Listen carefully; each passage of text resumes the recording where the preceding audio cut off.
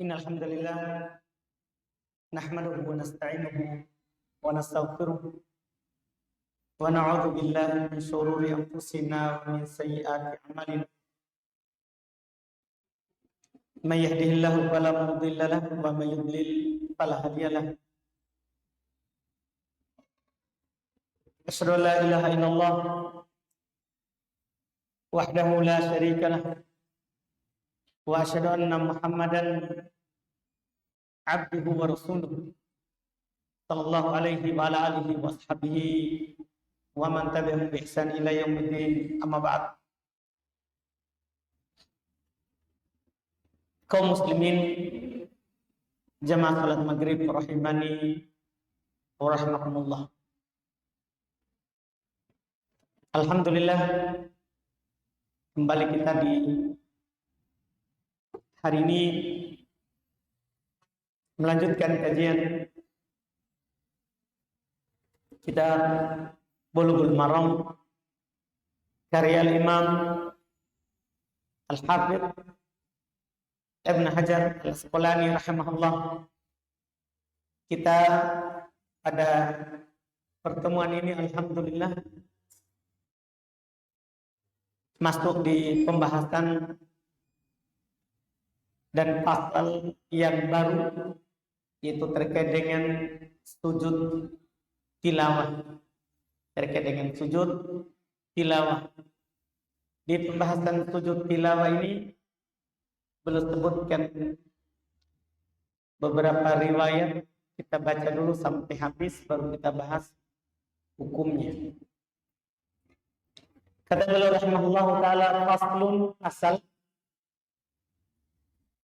Kemudian beliau bawakan hadis pertama nomor 329. Wa an Abi Hurairah radhiyallahu ta'ala anhu qala sajadana ma'a Rasulillah sallallahu alaihi wa alihi wasallam fi idza as-samaa'u inshaqqat wa qra bismi rabbik wa qra bismi rabbik, rawahu Muslim. Ini hadis yang pertama. Kata beliau dari Abu Hurairah radhiyallahu ta'ala anhu, beliau berkata,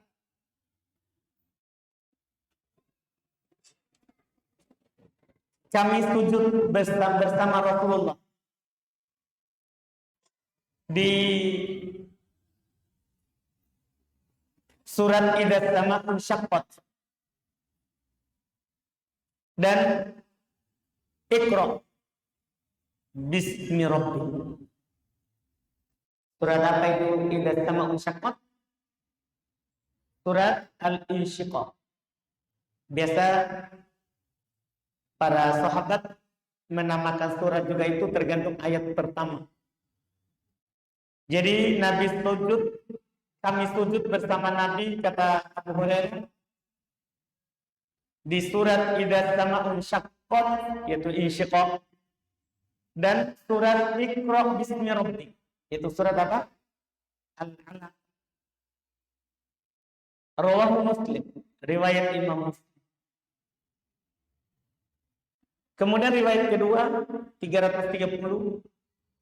Wa an Ibnu Abbas radhiyallahu ta'ala anhuma qala qad laysat min azaimis sujud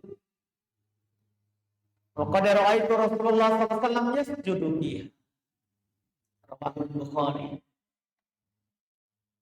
Kata beliau dari Ibnu Abbas radhiyallahu ta'ala anhu, beliau berkata, qad, itu surat Qad, bukan dari hal yang wajib padanya sujud, tapi sungguh saya telah melihat Rasulullah SAW sujud padanya.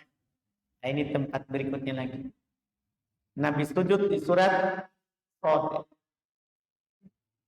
Kemudian 331 wa'anhu darinya juga, yaitu Ibn Abbas radhiyallahu ta'ala anhuma qala anna Nabiy sallallahu alaihi wasallam sajada an-najmi.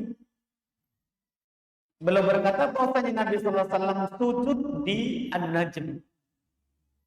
Rawahul Bukhari, riwayat Bukhari.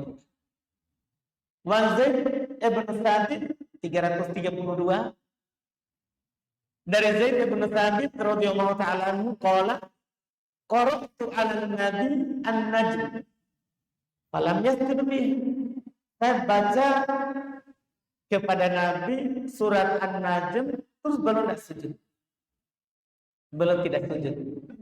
Sementara tadi dari Ibnu Abbas Nabi sujud di An-Najm. Di sini Zaid bin Thabit dia bilang saya baca kepada Nabi An-Najm tapi belum tidak sujud. Ini nanti alasan yang membuat kita nanti berpendapat sujud tilawah ini hukumnya apa. Karena ini pembahasan hadis yang belum sampai. Ini hadis muttafaq riwayat Bukhari Muslim. Kemudian 333 wa an Khalid ibn Ma'dan radhiyallahu ta'ala anhu qala fuddilat suratul hajj bi sajdatain. Rawahu Abu Dawud fil Marasi. Dari Khalid ibn Ma'dan beliau berkata diutamakan surat Al-Hajj itu dengan dua tempat sujud. Ada dua di surat Al-Hajj ayat sajadah. Tapi riwayat Imam Abu Dawud tapi di Marasi. Bukan di kitab Sunan Abu Dawud tapi di kitab Al-Marasi. Kitab Al-Marasi ini yaitu kitab-kitab yang disebutkan oleh Al-Imam Abu Dawud yang diriwayatkan secara mursal, yaitu dengan sanad yang terputus. Sehingga apa yang beliau sebutkan di sini adalah dhaif. Karena mursal, tidak nyambung, tidak bersambung sanadnya sampai ke Nabi. Ia tidak nyambung sanadnya sampai ke Nabi. Kemudian 334 kata beliau Ahmad wa Tirmidzi mausulan. Hadis ini tadi diriwayatkan oleh Imam Ahmad dan Imam Tirmidzi. At-Tirmidzi secara bersambung, tapi bukan dari Khalid ibn Ma'dan. Tapi dari siapa? Min hadits Uqbah ibn Amir. Tapi dalam hadits Uqbah ibn Amir wazada dan belum menambah faman lam yasjuduhuma fala yaqra'ah. Siapa yang tidak sujud jangan baca. Ini kalau tidak mau sujud jangan dibaca itu ayat, yang dibaca itu surat. Ini agak keras menunjukkan nanti juga akan ada nanti hasil dari sini silang pendapat terkait dengan hukum sujud tilawah, sekali lagi seperti itu. Tapi wacana dulu kalau seandainya ini nanti sahih, kita bisa bilang wajib sujud tilawah. Tapi kata beliau Al-Hafidz Ibnu Hajar belum bawakan, belum terangkan. Ini sanadnya dhaif. Ini dhaif. Bahkan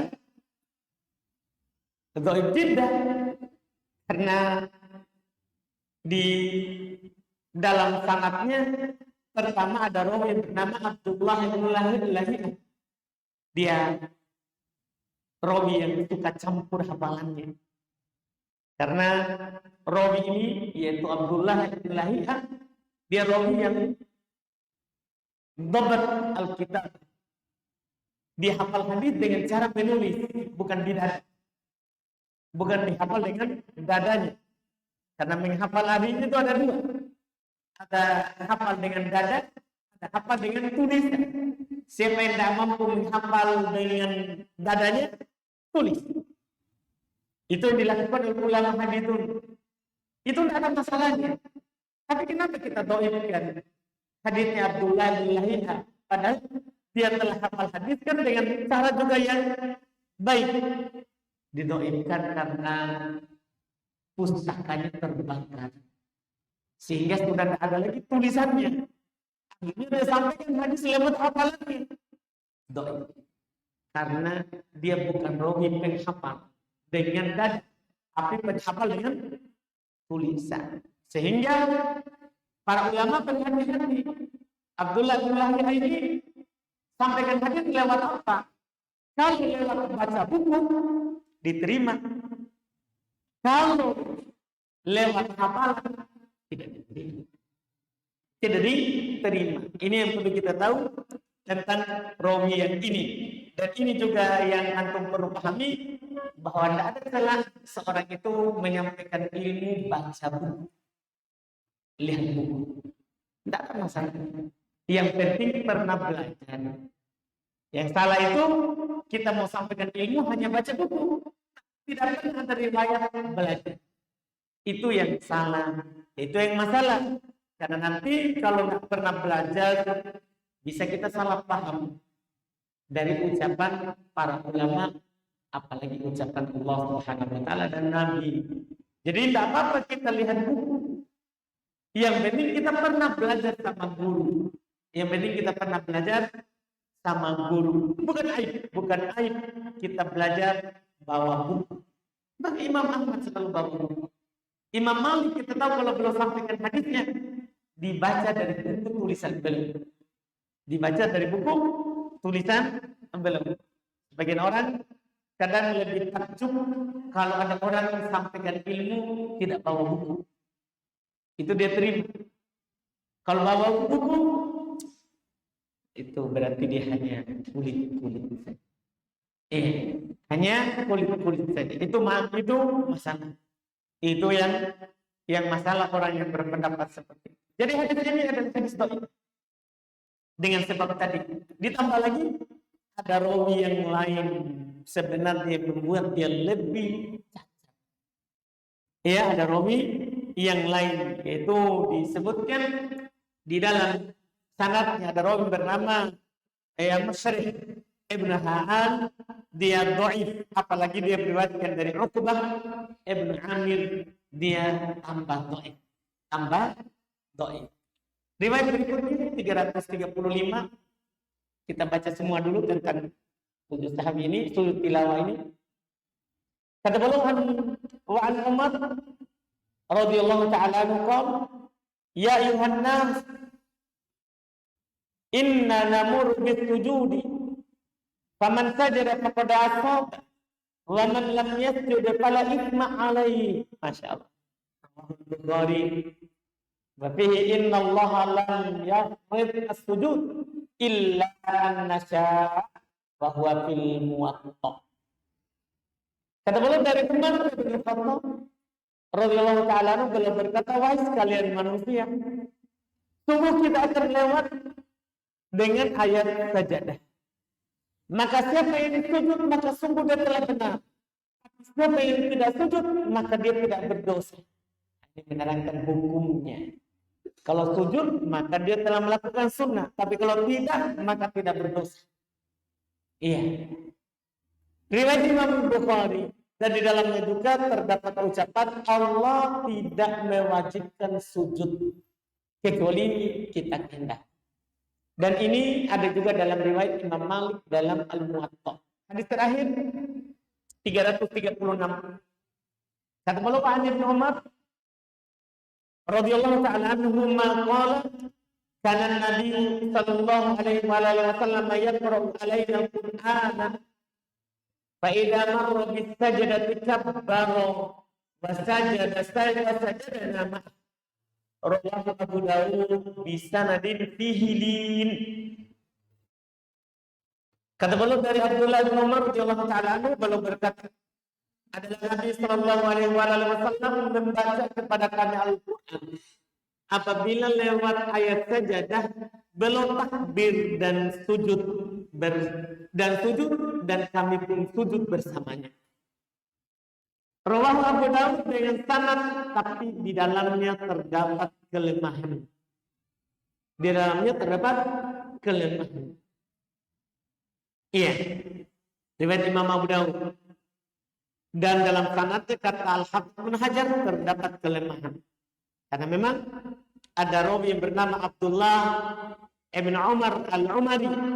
Dia rawi yang dhaif, bersendiri dalam menyebutkan takbir. Karena hadis ini sebenarnya ada dari jalur Ubaidillah Ibnu Umar dari Nafi dari Ibnu Umar, tapi tanpa menyebutkan takbir. Cuman penyebutan Nabi lewat ayat sajadah, beliau sujud dan kami pun sujud. Tanpa penyebutan takbir. Iya. Ini insya Allah kalau kita lihat beliau sebutkan 8 hadis terkait dengan sujud tilawah. Terkait dengan sujud tilawah. Iya. Dari hadis-hadis tadi itu berkembang masalah di dalam pembahasan fikih terkait dengan masalah yang pertama, hukumnya. Apa sebenarnya hukumnya ini sujud tilawah? Sujud karena membaca ayat sajadah. Apa hukumnya? Al-Imam Abu Hanifah, ya, orang-orang yang mengikutinya juga berpendapat bahwa sujud tilawah itu wajib. Berdosa kalau ada orang lewat ayat sajadah tidak sujud, berdosa hukum. Sementara mayoritas ulama fikih dari kalangan Syafi'iyah, Malikiyah, Hanabilah berpendapat hukumnya sunnah mustahabbah, sunnah yang dianjurkan, tidak wajib. Dan pendapat ini yang benar berdasarkan hadis tadi yang kita lihat. Kan ada hadis tadi yang kita baca, Nabi pernah baca surah An-Najm belum sujud. Terus kalian lain lewat surat An-Najm juga belum tidak sujud. Ini menunjukkan apa? Kalau ditinggalkan tidak berdosa. Kalau ditinggalkan tidak berdosa.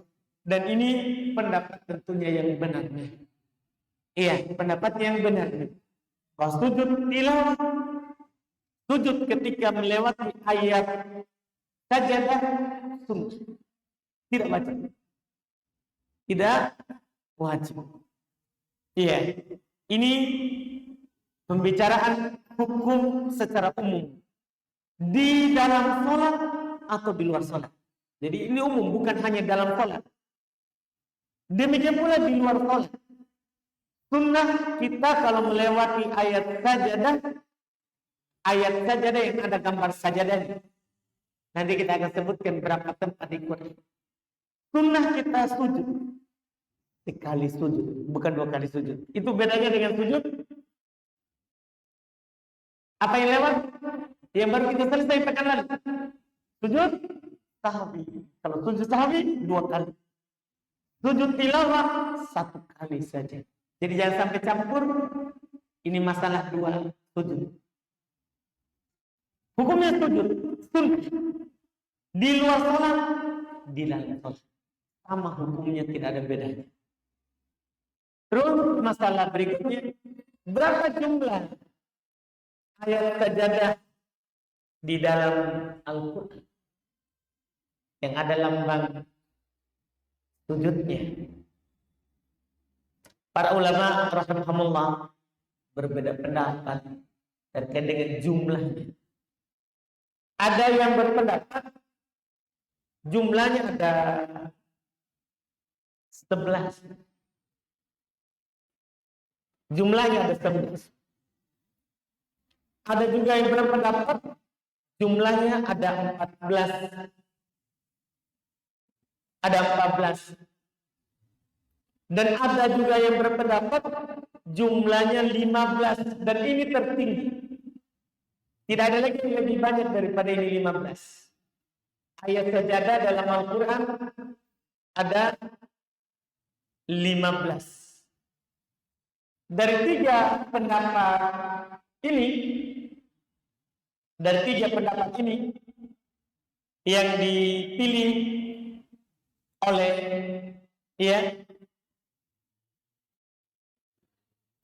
Al-Imam Ibn Hajar rahimahullah ta'ala, demikian pula yang lainnya. Dan saya tertarik dengan penukilan Ibn Hajar di Fathul Bari. Sebenarnya perselisihan ini adalah bukan di semua tempat. Perselisihan ini hanya sebagian tempat saja. Belum berkata qad ajma al-ulama annahu yasjudu fi asharati mawadi'ah wa hiya mutawaliyah illa thaniya al-hajj was-shalah. Sebenarnya kata beliau, sepakat para ulama pada 10 tempat dari tempat sajadah itu disepakati akan disyariatkannya, dan dia yang berturut-turut. Yang diperselisihkan adalah hanya tempat kedua di surat Al-Hajj dan Shad serta 3 di Mufassal, yaitu di surat Iqra, surat Insyiqaq, dan surat An-Najm. Jadi 10. Kemudian diperselisihkan di Shad dan tempat kedua di surah Al-Hajj. Iya kan? Itu 2 tempat, berarti 12. 3 di Mufassal, tambah 3 di Mufassal. Iqra, Insyiqaq, An-Najm. Semua 15. Berarti yang diperselisihkan ini hanya berapa? Ada 5 yang diperselisihkan. Bukan semuanya diperselisihkan. Oleh karena itu, para ulama rahimahumullah ta'ala mereka mengatakan sebenarnya ada sajadah 15 sajadah wa qad hajma 'ala sujudi bima ada tsaniyah min al-hajj wa sajadah wa thalathah allati fil mufassal.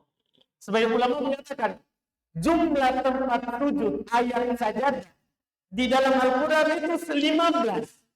Para ulama bersepakat selain tempat kedua di surah Al-Hajj dan surat Shad dan 3 di Mufassal. 3 Mufassal tadi yang saya sudah bilang. An-Najm, Insyiqaq, Al-Alaq.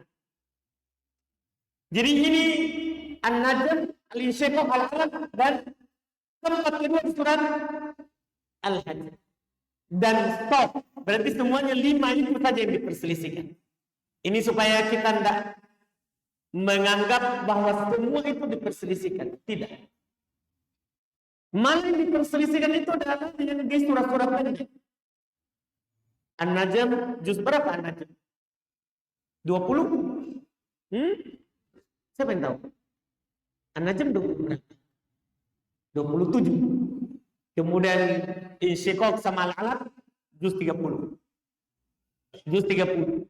Kemudian yang terpisah surat Shad. 5 tempat. Itu sudah 4, dan di surat-surat panjang diperselisihkan adalah di surat Al-Hajj, tapi di yang kedua. Karena di surah Al-Hajj ada 2 lambang sajadah. Surah Al-Hajj ada 2 lambang sajadah. Tempat kedua para ulama perselisihkan. Jadi ada 15 tempat saja. Sekali lagi supaya kita tidak pikir semua jadi perselisihkan. Ya, hanya ada 5 saja yang diperselisihkan. 10 sisanya tidak ada perselisihan. Dan yang kuatnya 5 ini sujud. Al-Hafidz Ibnu Hajar sudah bawakan hadis tadi. Nabi sujud di Iqra dan Nabi sujud di siapa? Idza sama'u syaqqat.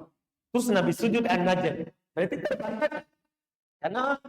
Karena mereka mengatakan tidak sujud di situ. Yang benarnya sujud. Nabi sujud. Adapun Nabi pernah meninggalkan sujud di surat An-Najm di riwayat tadi, Zaid tadi, bukan berarti tidak sunnah sujud di situ. Tapi Nabi meninggalkannya untuk menunjukkan itu tidak wajib. Itu tidak wajib. Dan ini yang benarnya. Pendapat ini, dan ini merupakan pendapat dari Imam Ahmad dalam satu riwayat. Orang Syafi'iyah, ia juga berpendapat seperti ini, dan ini adalah merupakan pendapat yang dipilih oleh banyak dari sahabat. Seperti Umar bin Khattab, Ali bin Abi Thalib, Ibnu Umar, Abu Darda, Abu Musa Al-Asy'ari, Ibnu Abbas radhiyallahu ta'ala anhum ajma'in, dan tidak ada sahabat lain yang menyelisih mereka. Sehingga ini bisa dikatakan ijma' dari para sahabat. Karena tidak ada para sahabat lain yang menyelisihnya, sehingga juga ini menjadi hujjah. Ini juga menjadi hujjah.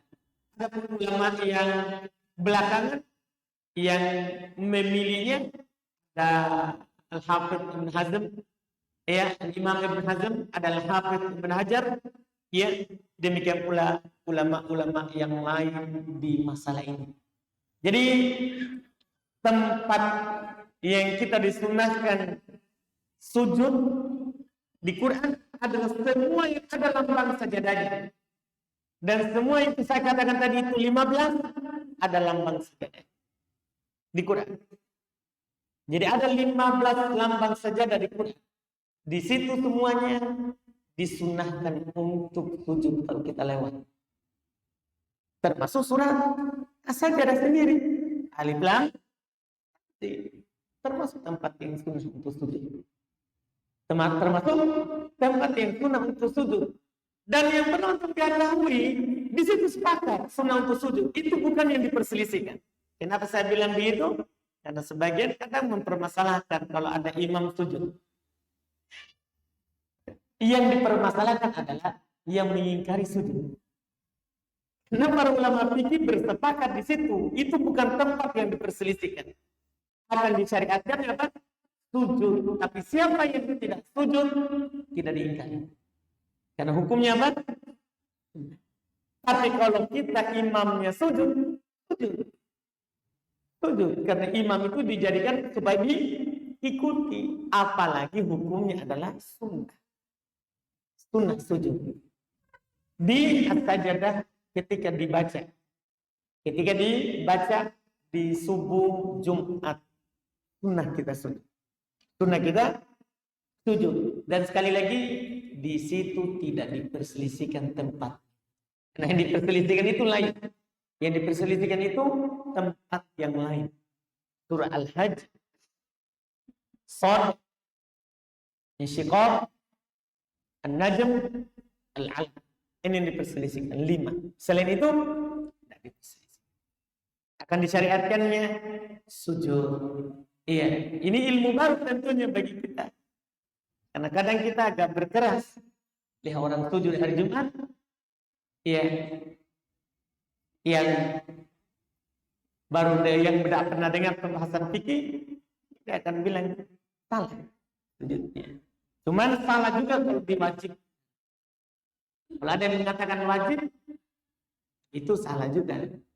Itu hanya pendapat yang lemah dari orang-orang Hanafiyah. Dari orang-orang Hanafiyah, bukan pendapat Syafi'iyah. Bukan pendapat Syafi'iyah. Artinya tidak apa-apa sekali-sekali untuk ditinggalkan. Supaya orang awam kira itu wajib. Supaya orang awam tidak sangka itu adalah wajib. Kemudian pembahasan berikutnya, masalah ini adalah yang disinggung di hadis tadi. Apakah ketika sujud tilawah kita bertakbir? Sudah kita dengar tadi sujud tilawah, penukilan hadis terakhir tadi bahwa Nabi sujud kemudian Nabi takbir. Hanya saja hadis itu dhaif. Hanya saja hadis itu dhaif. Sehingga sujud tilawah tidak disunahkan takbir kecuali dalam sholat. Kita tidak berdalil dengan hadis tadi, tapi kita berdalil dengan hadis umum bahwa Nabi bertakbir setiap naik turun. Tidak ada dalil khusus, tidak ada dalil khusus yang sah dari Nabi bahwa beliau sujud tilawah. Dalil khususnya dhaif, tapi kita berdalil dengan dalil umum bahwa Nabi beliau bertakbir setiap naik turun dan hukumnya sunnah. Dan ini takbir terpilih. Kalau ada yang tak takbir, tidak perlu kita ingkari, karena memang tidak punya dalil khusus. Tidak ada dalil khusus. Dalam hal ini yang berpendapat sunnah bertakbir adalah mayoritas ulama, kebanyakan ulama, rahimallahu, di dalam sholat. Mereka berdalil bahwa Nabi sekali lagi bertakbir setiap naik turun dalam sholat. Adapun di luar sholat kita nggak perlu takbir, lewat ayat sajadah langsung saja sujud baru bangun, langsung saja sujud baru bangun. Itu terkait dengan takbirnya. Kalau bacaannya ketika sujud tilawah, apa yang dibaca?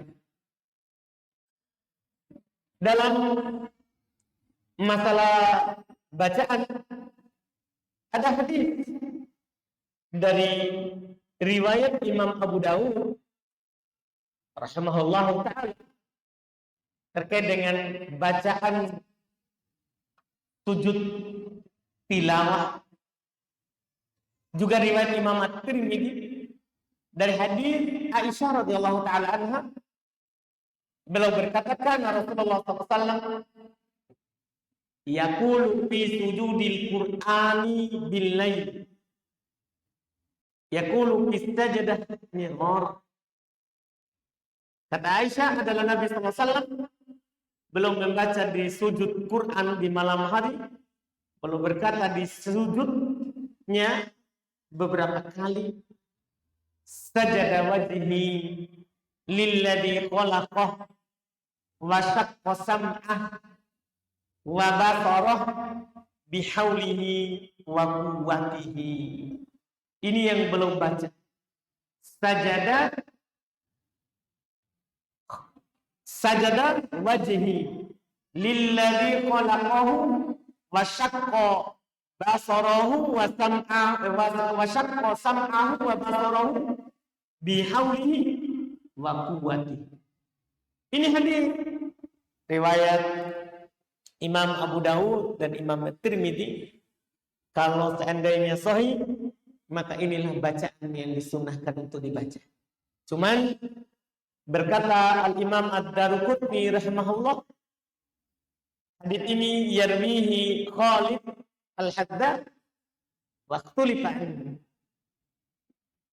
Rawahu Hashim wa Mahbub Ibn Al-Hasan an Khalid an Abil Ali an Aisyah. Wa qala qahuma Ibn Ali Ibn Ulayya. Wa rawahu an Khalid Al-Hadda an rajul lam yasma'hu an Abil Ali an Aisyah wa Husn. Kata Al-Imam Ad-Daruqutni di Al-Ilal di pembahasan cacat hadis, ini diriwayatkan oleh Khalid Al-Hadda tapi diperselisihkan darinya. Ada Husain dan Mahbub Ibn Al-Hasan meriwayatkan dari Khalid, dari Abil Aliyah, dari Aisyah. Tapi diselisih oleh rawi yang lebih kuat, yaitu Ibn Ulayya. Dia meriwayatkan dari Khalid Al-Hadda dari seorang lelaki yang dia tak dengar, dari Abu Aliyah. Jadi ada perantara antara Abu Aliyah dan Khalid. Ada perantara. Iya. Di riwayat pertama tidak disebutkan itu perantara. Di riwayat kedua disebutkan tapi tidak ditahu siapa. Sehingga Al-Imam Daruqutni mengatakan ini yang lebih benar. Artinya dari seorang yang tidak disebut namanya ada perantaranya. Dan dia adalah rawi yang dhaif. Kenapa bisa ada perantara? Ditegaskan di dalam Jami'ut Tahsin, berkata Imam Ahmad, Khalid Al-Hadda lam yasma' min Abil Aliyah. Khalid Al-Hadda ini tidak mendengar dari Abu Aliyah, sehingga hadisnya disebut dengan istilah munqati, terputus sanadnya. Hadis kalau terputus sanadnya pembagian dhaif, bukan pembagian sahih. Ketika hadis terputus sanadnya, maka hadisnya dhaif. Oleh karena itu, hadis ini bahkan didhaifkan oleh ulama yang bermudahan di dalam mensahihkan hadis. Yaitu didhaifkan oleh Al-Imam Al-Uqayli rahimahullah ta'ala. Padahal disebutkan oleh para ulama ini Al-Uqayli termasuk ulama hadis yang bermudahan di dalam mensahihkan hadis. Tapi bersamaan dengan itu dia dhaifkan. Sehingga para ulama rahimahumullah ta'ala, mereka menyebutkan bahwa di sujud tilawah yang kita baca adalah doa sujud secara doa sujud di sholat yang kita baca. Karena doa khususnya doa. Iya. Jadi kita baca doa sujud yang biasa. Subhana rabbiyal a'la atau subhanal quddus rabbul malaikati waruh. Subhanallahumma bihamdik. Allahumma ighfirli. Boleh kita baca doa sujud yang jelas sahih dari Nabi kita Muhammad sallallahu alaihi wa ala alihi wasallam. Ini yang benarnya terkait dengan bacaannya. Kemudian masalah berikutnya, dan ini masalah terakhir, yaitu apakah sujud tilawah ini dipersyaratkan suci dari hadas kecil atau hadas besar?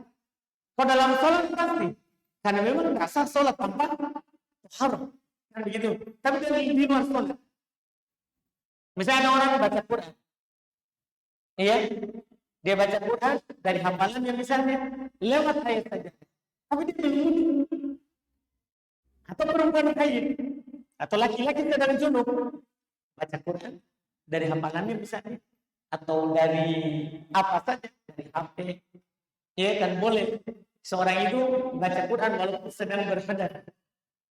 Yang dipermasalahkan adalah hanya memegang mushaf, itu diperselisihkan. Boleh nggak seorang lagi berhadas memegang mushaf? Ada pembaca selain mushaf, boleh, dibolehkan. Sekarang ada orang baca ayat sajadah, dia lagi nggak berbunyi, bahkan dia lagi hadas besar, lagi junub, laki-laki, perempuan lagi haid, apakah sunnah sujud? Dalam hal ini ada perselisihan. Sebagian ulama berpendapat bahwa ya seorang yang sedang berhadas itu tidak disunahkan untuk sujud tilawah. Kenapa? Karena sujud tilawah itu adalah sholat. Itu alasan mereka adalah sholat. Sementara sebagian ulama lain lagi mereka berpendapat bahwa sujud tilawah itu tidak dipersyaratkan kita suci dari hadas kecil, bahkan tetap boleh sujud walaupun kita lagi berhadas besar. Dan alasan mereka sujud tilawah sebabnya membaca ayat tilawah, ayat sajadah, bukan karena alasan sholat. Makanya dia disunahkan di sholat dan di luar sholat. Dan ini yang benar. Pendapat yang inilah yang benarnya. Pendapat yang mengatakan tidak dipersyaratkan ya suci dari hadas. Suci dari hadas. Ini yang benarnya dalam masalah ini. Walaupun dia lagi tidak dalam keadaan wudu, boleh dia sujud tilawah. Atau walaupun dia lagi dalam keadaan haid atau junub, boleh sujud tilawah. Karena dia bukan sholat kalau di luar sholat. Ini sujud karena ada sebab.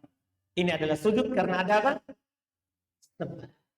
Sujud karena ada sebab. Ini yang disebutkan dalam masalah ini, dan ini yang benar insyaallah ta'ala dari pendapat ulama kita terkait dengan ini. Dan ini adalah merupakan pendapat yang dipilih oleh Al-Imam Al-Bukhari, Imam Ibn Hazm, Syekhul Islam Ibn Taimiyah, Ibn Qayyim, dikuatkan oleh Syekh Mukbil, Syekh Ibn Utsaimin, Syekh Ibn Baz, semuanya menguatkan ini pendapat, yaitu tidak dipersyaratkan toharoh. Tidak dipersyaratkan toharoh. Walaupun di sana ada ulama berpendapat seperti yang saya isyaratkan tadi, bahwasanya dipersyaratkan apa? toharo. Tapi yang kuat tidak dipersyaratkan. Yang kuatnya tidak dipersyaratkan. Supaya kita kuat dalam keyakinan dalam hal ini, saya sebutkanlah tadi, yang menguatkan adalah Imam Al-Bukhari, Imam Ibn Hazm, Syekhul Islam Ibnu Taimiyah, muridnya Ibnu Qayyim, dikuatkan oleh Syekh Mukbil, dikuatkan oleh Syekh Ibnu Utsaimin, dikuatkan oleh Syekh Ibnu Baz rahimahullah taala dalam masalah ini. Wallahu a'lam. Dengannya kita selesai pembahasan dari sujud tilawah. Setelahnya kita akan masuk di sujud syukur. Ini insya Allah di pertemuan akan datang. Sisa ini satu pembahasan. Setelah itu kita akan masuk di sholat tatawwu, sholat sunnah, sholat sunnah. Kita cukupkan dulu. Alhamdulillah.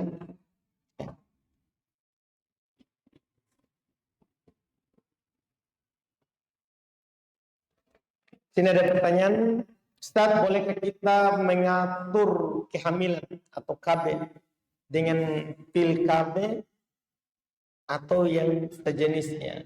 Boleh. Orang mengatur kehamilannya, apakah pakai pil KB atau lainnya.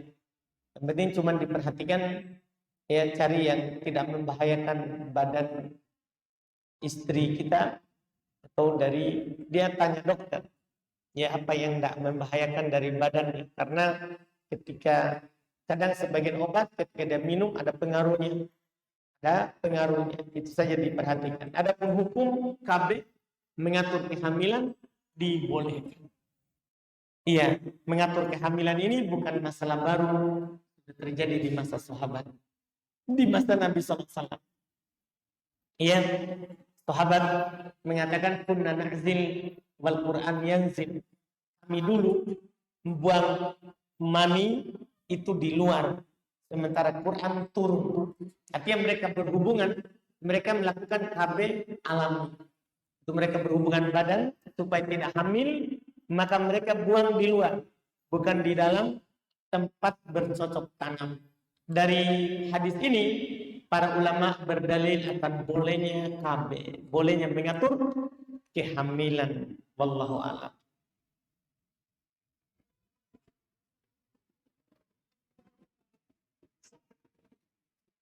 Mohon nasihatnya Ustaz tentang kalangan akhwat yang sering menyinggung-nyinggung akhwat lain dalam grup WA. Tidak boleh. Itu masuk gosip. Itu masuk gosip, tapi gosip masa kini, gosip modern. Ya, gosipnya enggak mulut ketemu mulut. Ya, telinga ketemu telinga, tapi ya HP ketemu HP di internet. Iya, di internet enggak dibolehkan. Tidak dibolehkan. Karena dalam syariat kita diharamkan yang namanya ghibah. Diharamkan namanya ghibah. Wala yaktab ba'dukum ba'd ayyuhibbu ahadukum ayyakula lahma akhihi mayt karihtumu. Tidak boleh sebagian kalian menggibai sebagian yang lain. Apakah kalian senang untuk memakan bangkai saudaranya? Tentunya semua kita tidak ada yang suka. Tidak ada yang suka. Tidak boleh. Kalau memang ada kesalahan, diperbaiki dengan cara nasihat. Diperbaiki dengan cara nasihat. Kalau kesalahan itu tidak perlu diketahui oleh orang banyak, kita japri, kita WA pribadi. Ya, kalau terima alhamdulillah, kalau tidak diterima, nggak usah bersedih. Nggak usah bersedih. Iya, itu wallahualam. Kecuali kerusakannya berhubungan dengan banyak orang, maka boleh kita umumkan bahkan kesalahannya. Boleh kita umumkan kesalahannya, wallahualam. Bolehkah kita melaksanakan sholat duha di tempat kerja? Boleh kalau tempat kerja itu mengizinkan untuk kita sholat. Tapi kalau tidak diizinkan karena ada ikatan kerja, kita harus kerja, tidak boleh kita lakukan. Tidak boleh kita lakukan. Bolehkah kita memanfaatkan barang gadaian, misalnya sawah, walaupun mendapat izin dari pemilik sawah tersebut, kalau kita biayai dan kita pakai sesuai dengan biayanya, boleh. Karena ya di dalam hadis Nabi dibolehkan untuk menggunakan tunggangan sesuai dengan nafkahnya. Misalnya ada kuda digadekan pada kita kasih makan, boleh kita naik sebanyak yang kita kasih makan. Ada orang gadekan motornya ke kita butuh biaya untuk kasih panas setiap hari supaya tidak rusak, atau memanaskannya dalam setiap pekan, atau kita pergi servis supaya tidak rusak. Karena kalau rusak nanti ketika si yang menggadaikan tidak mampu bayar, kan ini jadi pengganti untuk dijual, bisa menutupi utang.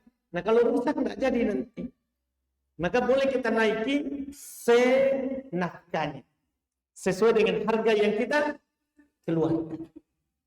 Demikian pula sama, ada orang menggadaikan sawah ke kita butuh biaya untuk memeliharanya supaya tidak jadi hutan. Iya, perlu biaya, maka boleh kita gunakan sesuai dengan biaya.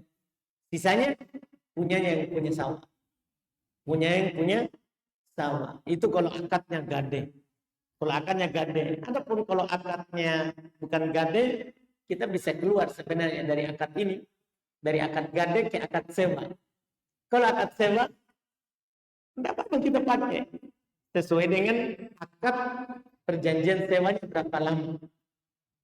Ini jalan keluar dalam syariat supaya kita bisa pakai sawahnya akad sewa saja. Jadi uangnya kembali. Kan kita bisa hitung. Ini saya kasih uang 5 juta. Berapa kali kira-kira ini panennya baru saya dapat.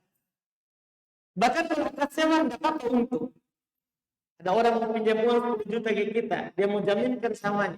Gini saja, kita akad sewa saja, jangan akad gade. Saya kasih kamu 10 juta, berapa tahun kamu kasih saya sawahnya pakai? Jadi dia bilang mungkin misalnya setahun 3 kali panen, dan sekali panen itu bisa 10 juta. Nanti kalau 3-4 kali panen kan kita untung. Tidak apa-apa untung karena sewa. Adapun gade tidak boleh. Gade tidak boleh. Jadi kita seperti itu yang dilakukan. Adapun kalau kita memanfaatkan walaupun izin dari pemilik ada, riba. Kalau uang kita kembali utuh, itu nanti akan riba.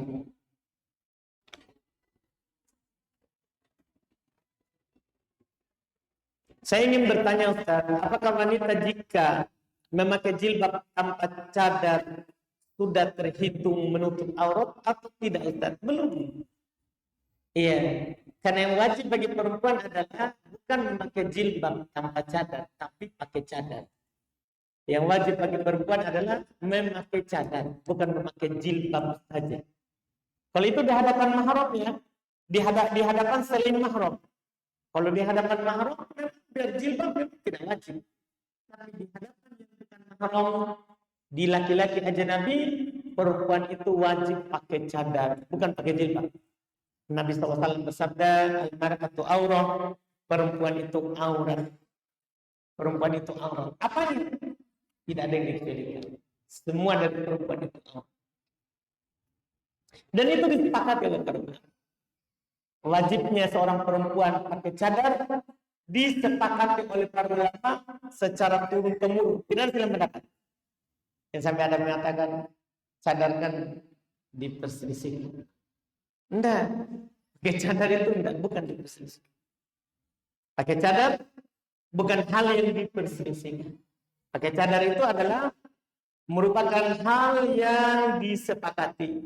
Pakai cadar, saya ulangi, itu adalah hal yang disepakati supaya kita tidak merasa bahwa masa disepakati. Siapa bilang?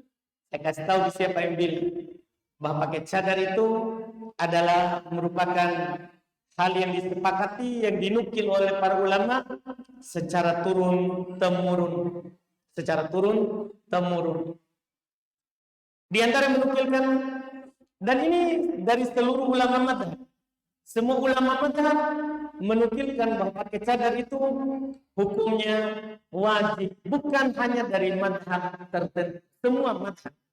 Siapa yang mengikuti mazhab, ya semua mazhab menukil akan kesepakatan wajibnya pakai cadar. Pertama, pakai cadar ini wajib dinukil oleh Al-Imam Ibnu Mundir, beliau ulama Syafi'iyah. Wafat tahun 318 Hijriah. Imam Ibnu Mundir wafat 318 Hijriah. Di abad ketiga sudah dinukil kesepakatan pakai cadar. Bagaimana kalau yang hidup sekarang? Kerusakan lebih besar. Iya. Ini belum menukil, belum ulama Syafi'iyah menukil kesepakatan akan wajibnya menutup wajah. Cadar. Setelah itu dinukil oleh Ibn Abdul Bar, dia ulama Malikiyah. Beliau wafat tahun 463 Hijriah. 400, ini setiap generasi ini. Tadi 300. Ini 400. 463 Hijriah. Dinukil oleh Ibnu Hubayr. Beliau wafat tahun 560. 300, 400, 500. 60 Hijriah. Dinukil oleh Ibnu Rushdin. Beliau wafat 595. Masih di masa berarti, tapi tadi kan 560. Ini 595 Hijriah, hampir 600. Hampir 600. Dinukil oleh, ini semua Syafi'iyah. Tadi di atas juga yang lain, Ibnu Abdul Bar lagi, itu Malikiyah. Ibnu Rushdin, ya, juga menukil tadi sudah Ibnu Qudamah, ulama Hanabilah. Beliau wafat tahun 620 Hijriah. Beliau menukil kesepakatan wajibnya menutup wajah bagi perempuan. 700. Beliau wafat tahun 728 Hijriah. 728 Hijriah. Setelahnya siapa tadi? Ibnu Qudamah. Beliau menukil wajibnya berhijab, menutup wajah. Ibnu Qayyim muridnya di tahun, karena muridnya berarti ketemu. Cuman wafatnya tentunya lebih belakangan daripada Ibnu Taimiyah. Beliau wafat tahun 752. Berarti dia hidup lagi 30 tahunan setelah gurunya wafat. Terus Ibnu Muqlih, beliau wafat tahun 763 Hijriah. 763 Hijriah. Ibnu Ruslan, beliau wafat 844 Hijriah. Ibnu Hajar, yang kita lagi baca buku, beliau wafat tahun 852 Hijriah. Belum menukil kesepakatan akan wajibnya menutup wajah. Sekarang kita lagi 1445. Ini kan masih baru-baru berarti. Baru-baru aja. Selain ulama sekarang tentunya semua menukil kesepakatan seperti itu. Para ulama menulis buku tentang hijab, Ibnu Baz, dan yang lainnya. Menulis buku tentang hijab. Kan wajibnya seorang perempuan itu menutup wajahnya. Jadi ini semua adalah yang menukil kesepakatan. Jadi jangan sampai kita menganggap bahwa cadar itu diperselisihkan. Tidak diperselisihkan cadar itu akan wajibnya. Cuma seorang melakukan sesuai kemampuan. Kalau ada temannya belum pakai cadar, dia gejala. Alhamdulillah dia sudah pakai jilbab. Di sana banyak perempuan di luar sana tidak pakai apa-apa. Ya, dada terbuka, paha terbuka. Syukur saudari kita sudah pakai jilbab pelan-pelan. Ya, nanti dia akan pakai cadar. Kalau dapat hidayah lebih dari Allah Subhanahu wa Ta'ala. Jadi pelan-pelan untuk menasehati dan mendoakan hidayah untuk teman-temannya. Jangan sampai, kata saya pernah dapat curhat sedikit rahasia. Iya, ada yang mengatakan bahwa dia tidak ke taklim karena akhwat yang sudah pakai cadar merendahkan yang belum pakai cadar. Dia tidak paham, dia dulu tidak pakai cadar juga. Kalau bukan karena hidayah dari Allah, dia bukan pakai cadar. Setelah itu dapat hidayah dari Allah, bisa pakai cadar. Karena pakai cadar ini hidayah, bukan sekedar keberanian, penampilan bukan, tapi memang hidayah dari Allah. Kalau ada yang pakai, alhamdulillah, dapat hidayah. Kalau belum, doakan hidayah. Sayangi saudarinya. Jangan memandang sebelah mata karena belum pakai cadar. Nah, ya, kita juga dulu tidak seperti itu. Tidak seperti sekarang. Maka, iya, kita saling menyayangi walaupun belum bisa melakukan apa yang disyariatkan, ya, karena tentunya kita pahami bersama. Bagi faedah terakhir, perempuan muslimah sekarang tentunya tidak seperti perempuan di masa Nabi yang turun syariat langsung lakukan. Ketika turun ayat tentang cadar, apa yang dilakukan? Tidak tunggu, tunggu dulu, saya jahit dulu. Tidak, mereka langsung robek pakaian yang di bawah yang lebih, dia tutup mukanya. Itu sahabat, wanita pendampingnya Nabi yang menyaksikan wahyu turun, manusia pilihan Allah, manusia terbaik. Jangan samakan saudari kita seperti itu. Alhamdulillah dia sudah membaik, sudah sholat, sudah memulai taklim. Masa itu nikmat. Itu adalah nikmat. Nanti insya Allah pada waktunya dia mendapatkan hidayah, dia melakukan semua yang kita lakukan berupa kebaikan. Alhamdulillah kita cukupkan, semoga bermanfaat. Subhanallah, hamdik, asyhadu an la ilaha illa anta astaghfiruka wa atubu ilaik. Assalamualaikum warahmatullahi wabarakatuh.